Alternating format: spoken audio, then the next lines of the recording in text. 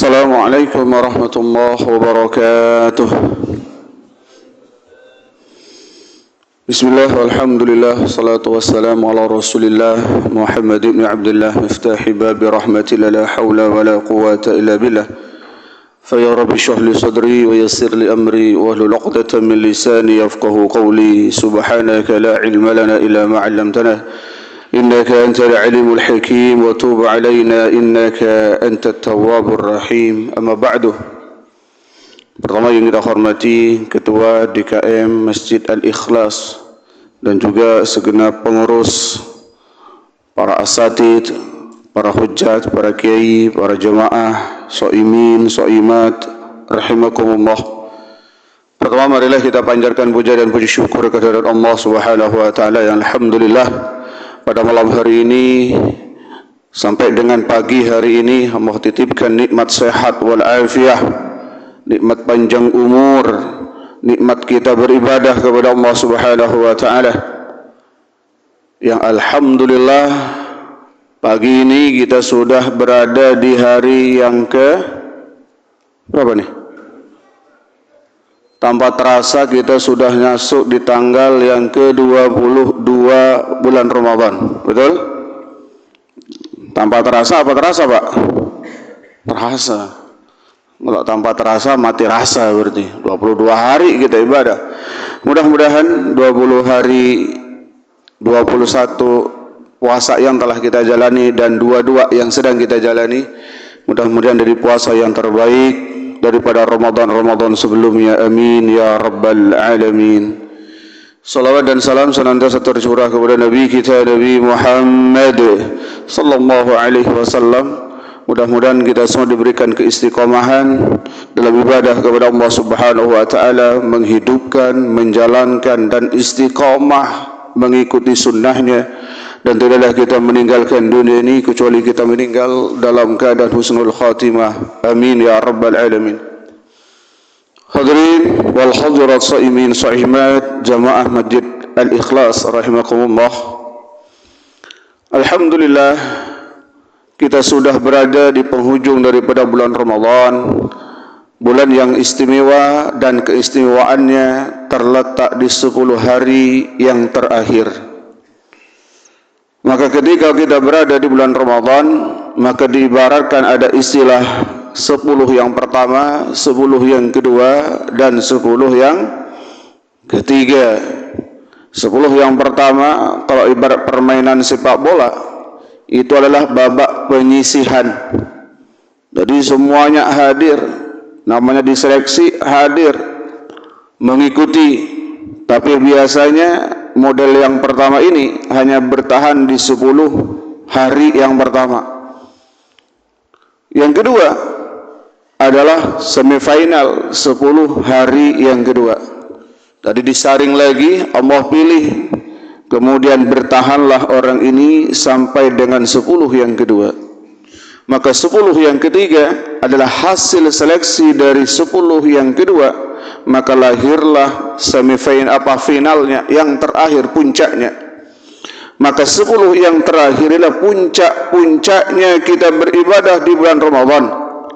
Maka Sayyidah Aisyah radhiyallahu anha qalat, beliau berkata, kana Nabi sallallahu alaihi wasallam idza dakhala al-ashra, Rasulullah sallallahu alaihi wasallam ketika memasuki 10 yang terakhir daripada bulan Ramadan, syadda mi'zarahu, beliau mengencangkan kainnya, semangatnya ditingkatkan. Tanggal 1 sampai tanggal 20 Rasulullah semangatnya Masya Allah luar biasa. Tapi 10 yang terakhir Rasulullah enggak main-main, iktikaf full selama 10 hari terakhir di bulan Ramadan. Kemudian wa ahya lailah, di 10 yang terakhir ini lebih maksimalkan lagi, Rasulullah menghidupkan malamnya dengan banyak beribadah kepada Allah Subhanahu wa taala. Banyak qiyamul lail, diisi dengan salat, dengan bacaan Al-Qur'an dan lain sebagainya. Wa ayqadha ahlahu, kemudian Rasulullah membangunkan keluarganya. Tidak hanya beliau sendirian yang beribadah kepada Allah, tapi beliau mengajak membangunkan keluarganya. Mudah-mudahan kita dan keluarga kita bisa menghidupkan 10 yang terakhir di bulan Ramadan ini dengan banyak beriktikaf, tidak hanya di malam ganjil, tapi di semua malam kita, sebagaimana Rasulullah sallallahu alaihi wasallam melaksanakannya sampai beliau meninggal dunia. Hadirin wal hadirat shaimin shaimat rahimakumullah. Jangan sampai ini Ramadan yang sudah sebentar lagi meninggalkan kita, ini kita tertipu dengan dunia. Mohon maaf, kadang kalau sudah menjelang Ramadan, ini kita sibuk dengan urusan mudik. Betul tidak? Ada yang mudik di sini? Banyak kayaknya. Ketika kita mudik, maka jangan sampai kita meninggalkan minimal. Maka kalau kita ibaratkan itu, maksimal dicontohkan oleh Rasulullah, iktikaf itu adalah 10 terakhir. Jadi nggak ada ganjil, nggak ada genap, terus istiqomah sampai dengan terakhir bulan Ramadan. Kalaupun tidak bisa, pertengahannya ambillah malam ganjil.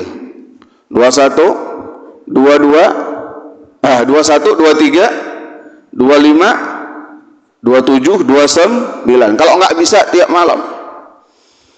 Kalaupun tidak bisa karena kita harus mudik misalnya, minimal qiyamul lail itu adalah jangan pernah tinggalkan sholat isya berjamaah dan subuh berjamaah.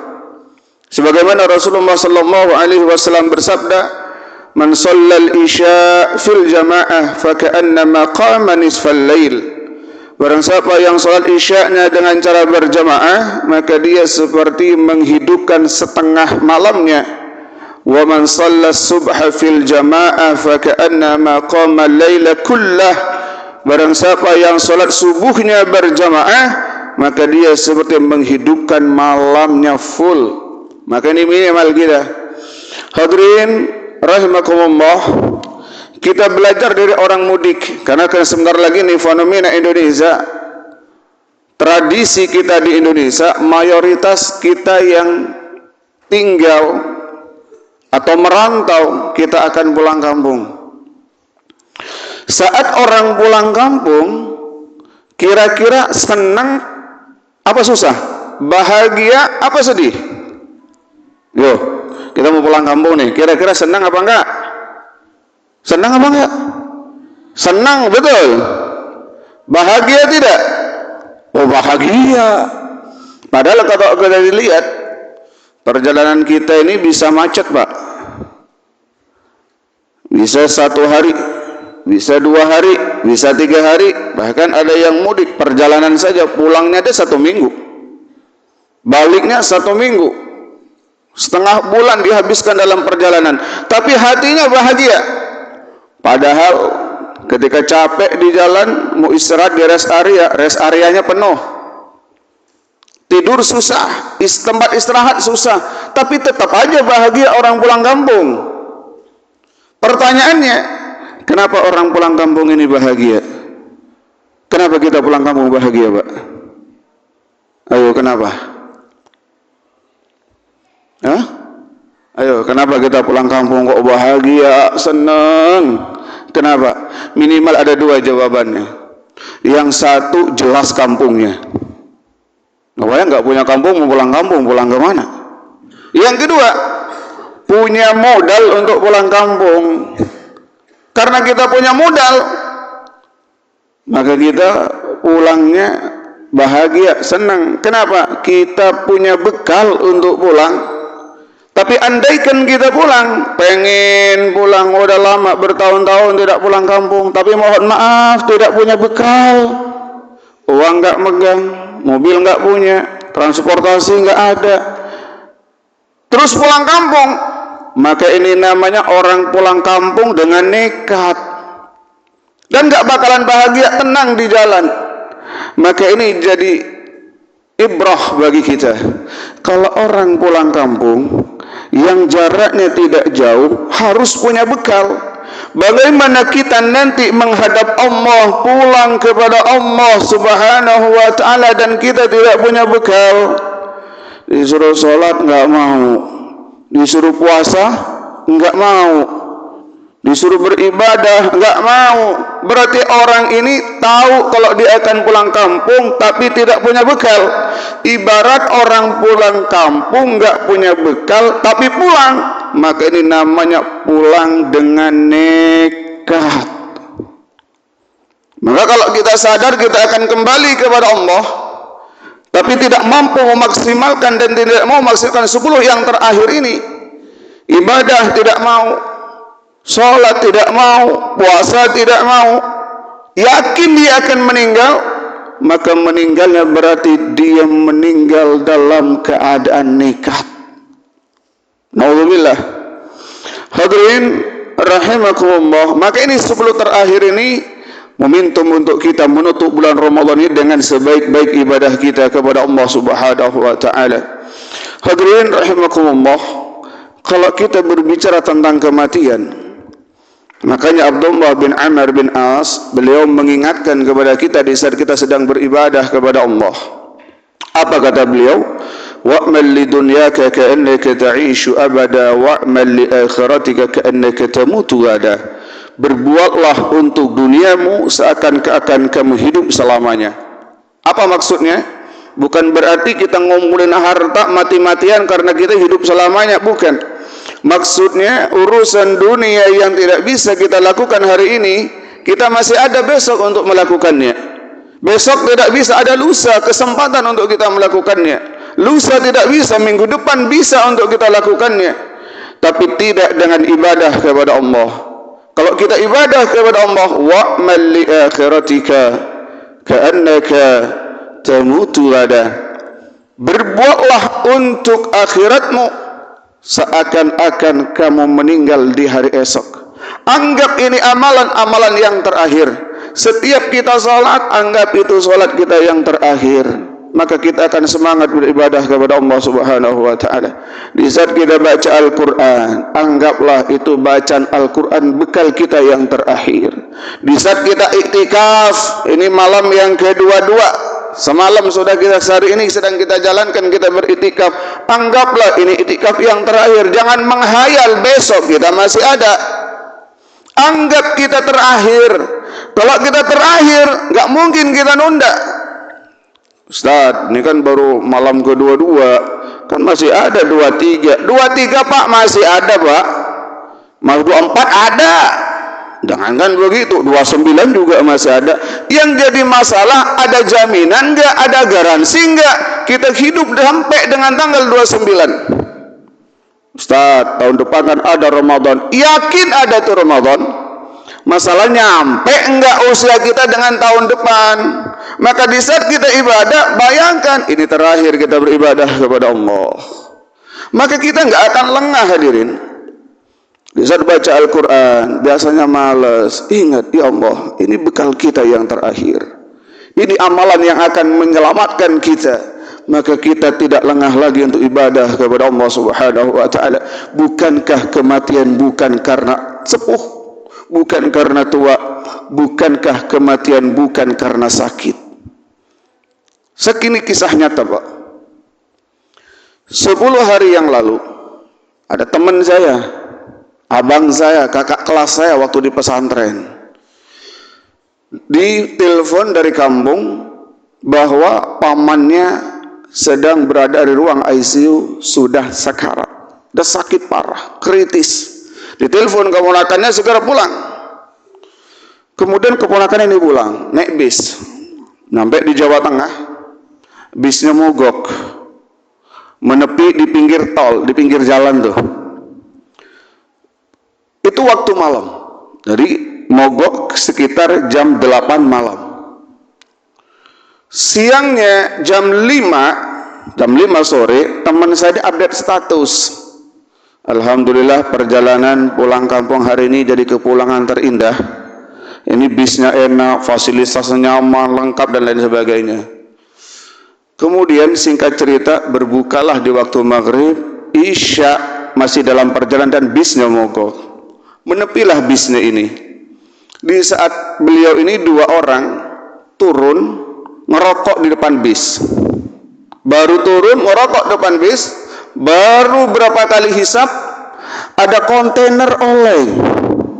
Jadi kontainer oleng nyerempet tuh bis, dan 2 orang yang ada di depan bis dibawa, dihimpit ke pinggir tebing, dan dua-duanya meninggal dunia.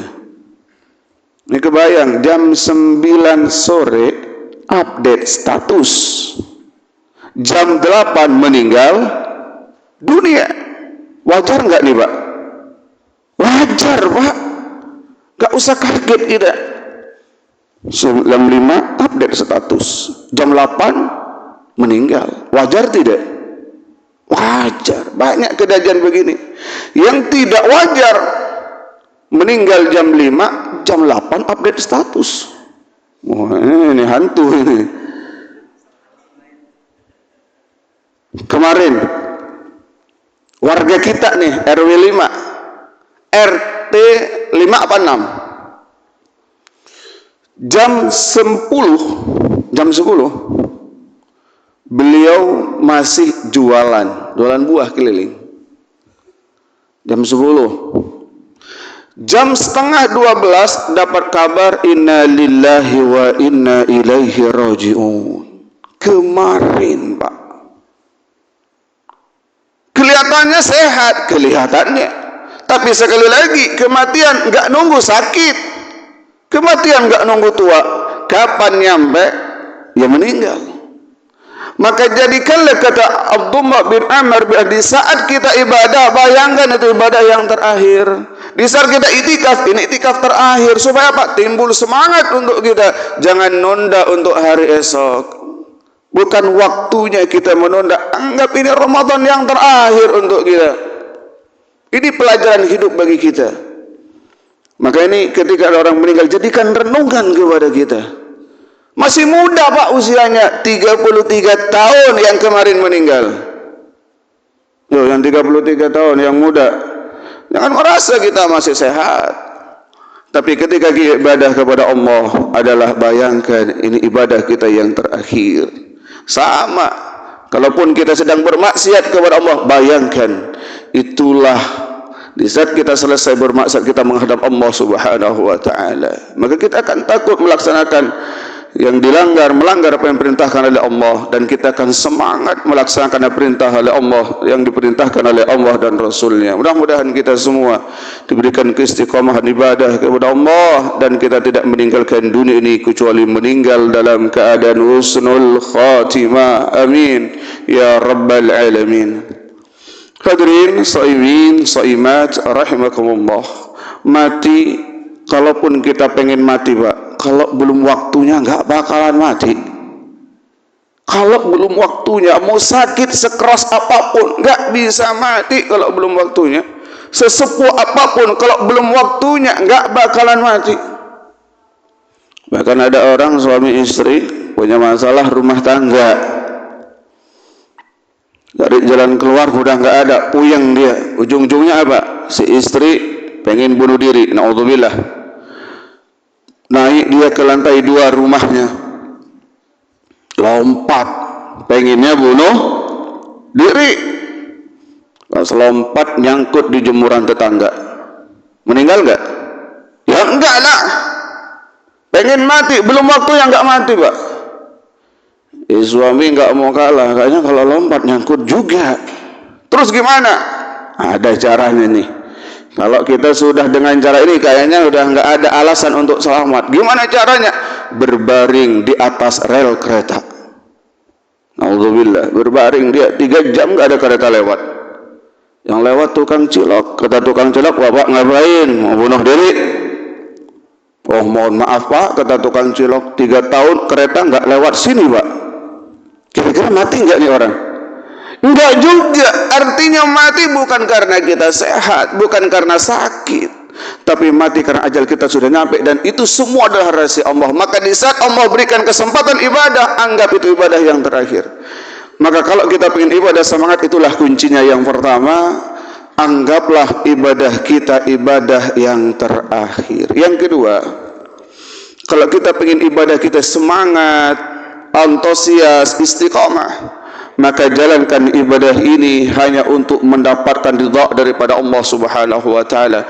Lakukan ibadah ini karena cinta kepada Allah, Kalau udah cinta kepada Allah, semuanya akan terasa ringan. Bangun tengah malam ringan. Kenapa? Cinta kepada Allah dan Rasulnya. Iktikaf, walaupun nggak pakai kasur, nggak pakai bantal. Ada yang bawa bantal? Ada kayaknya. Maaf, yang bawa bantal jangan tersinggung.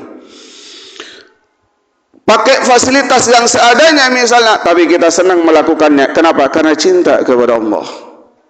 Yang jadi masalah, bagaimana supaya kita cinta kepada Allah?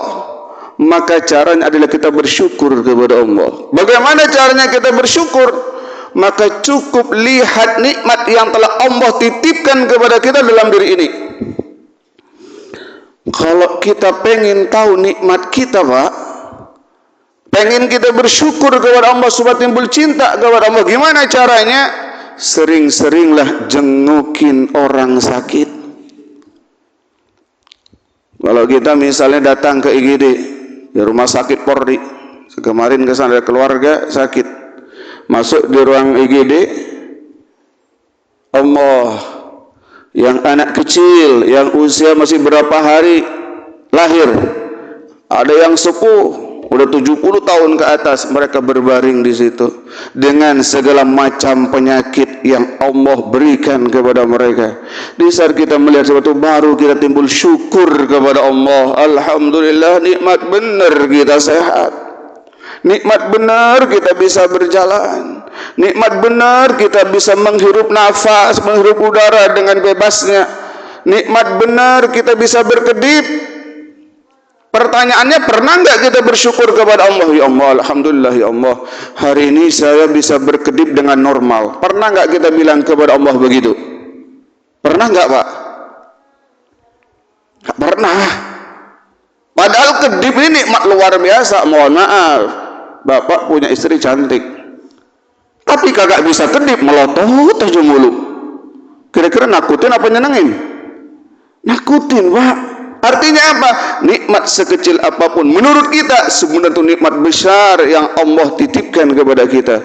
Maka di saat kita beribadah, bayangkan, di saat nikmat ini Allah titipkan, jangan pernah kita sia-siakan.